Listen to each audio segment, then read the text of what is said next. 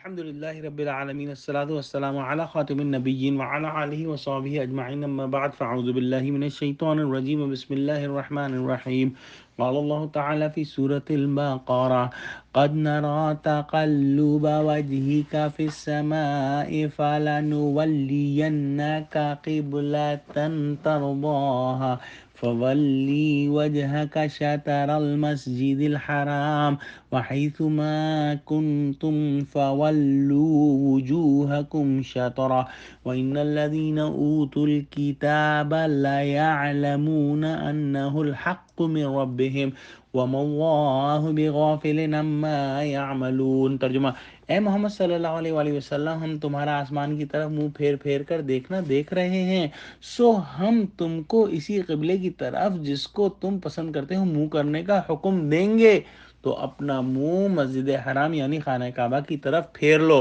اور تم لوگ جہاں ہوا کرو نماز پڑھنے کے وقت اسی مسجد کی طرف منہ کر لیا کرو۔ اور جن لوگوں کو کتاب دی گئی ہے وہ خوب جانتے ہیں کہ نیا قبلہ ان کے پروردگار کی طرف سے حق ہے، اور جو کام یہ لوگ کرتے ہیں خدا ان سے بے خبر نہیں۔ حضرت ابن عباس رضی اللہ تعالی عنہ سے روایت ہے کہ آپ صلی اللہ علیہ وآلہ وسلم جس زمانے میں بیت المقدس کی طرف منہ کر کے نماز پڑھتے تھے، سلام پھیر کر آسمان کی طرف اس انتظار میں منہ اٹھاتے تھے کہ کعبہ شریف قبلہ مقرر کیا جائے، لہٰذا اللہ سبحانہ وتعالیٰ نے یہ آیت نازل فرمائی۔ آپ صلی اللہ علیہ وسلم نے 16 یا 17 مہینے مدینے میں ہجرت کے بعد بیت المقدس کی طرف منہ کر کے نماز پڑھی، لیکن آپ کی خواہش یہی تھی کہ خانہ کعبہ کو جو ہے وہ اللہ سبحانہ وتعالیٰ قبلہ بنا دیں۔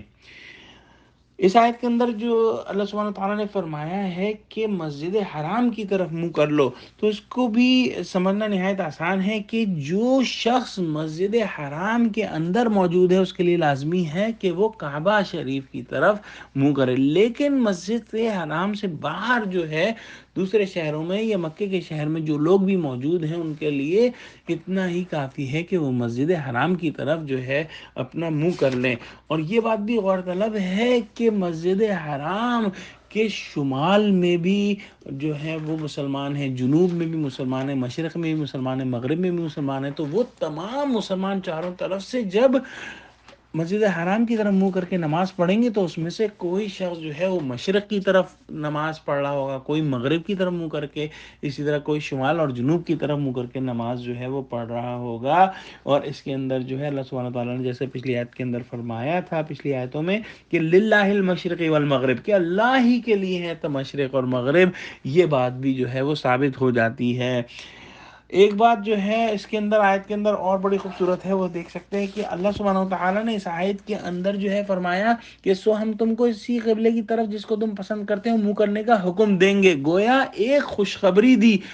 اور اس کے فوراً ہی بعد حکم دے دیا، تو اپنا منہ فرمایا تو اپنا منہ مسجد حرام یعنی خانہ کعبہ کی طرف پھیر لو، گویا دو خوشیاں دیں، ایک تو خوشخبری اور پھر دوسرا حکم۔ پھر آخر میں اللہ سبحانہ وتعالیٰ نے اس آیت کے فرمایا کہ جن لوگوں کو کتاب دی گئی تھی یعنی یہود و نصارہ، ان کو اس میں کوئی شک نہیں ہے کہ یہ قبلے کا بدلنا اور کعبہ شریف کو قبلہ قرار دینا بالکل صحیح ہے اور حق ہے اور ان کے پروردگار کی طرف سے ہے، کیونکہ یہ بات ان کے علم میں ہے کہ امت مسلمہ کے جد امجد حضرت ابراہیم علیہ السلام ہیں اور وہی کعبے کے معمار ہیں، اور ان کا قبلہ بھی یہی تھا۔ جب مسلمان ملت ابراہیمی کے پیروکار ہیں تو لازماً ان کا مستقل قبلہ کعبہ ہی ہوگا۔ یہ باتیں اہل کتاب کے علم میں ہیں مگر وہ نہیں مانتے، اور وہ کیوں نہیں مانتے؟ وہ اپنی ضد اور عناد کی وجہ سے نہیں مانتے، وہ حق کی تکذیب کر رہے ہیں۔ وہ جانتے ہیں کہ حضور صلی اللہ علیہ وسلم وہی نبی ہیں جن کی بشارت ان کی کتابوں میں موجود ہے، وہ بالکل صحیح سچا حکم دے رہے ہیں۔ جب یہ آیت نازل ہوئی تو آپ صلی اللہ علیہ وسلم مسجد بنی سلمہ کے اندر ظہر کی نماز پڑھ رہے تھے، 2 رکعتیں ہو چکی تھی، پھر یہ حکم آیا تو باقی 2 رکعتیں جو ہیں وہ پھر خانہ کعبہ کی طرف منہ کر کے نماز پڑھی، اور اسی وجہ سے اس مسجد کا نام مسجد القبلتین پڑ گیا۔ اللہ سبحانہ تعالیٰ سے دعا کرتے ہیں کہ ہم کو قرآن پڑھنے، سمجھنے، اس پر عمل کرنے اور اس کی تبلیغ کرنے والا بنا، آمین۔ وآخر دعوانا الحمد للہ رب العالمین، والسلام علیکم ورحمۃ اللہ وبرکاتہ۔